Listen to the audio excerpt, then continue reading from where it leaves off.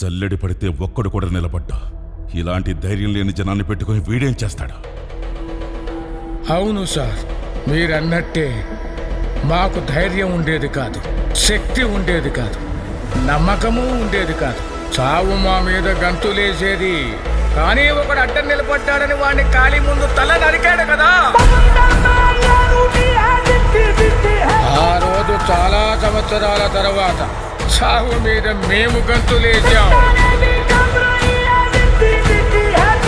వాడు కత్తి విసిరిన వేగానికి ఒక గాలి పుట్టింది సార్. ఆ గాలి నరాతిలో ఉన్న ప్రతి ఒక్కరికి ఊపిరిచ్చింది. మీకొక సలహా ఇస్తాను, మీరు మాత్రం అతనికి అడ్డు నిలబడకండి సార్.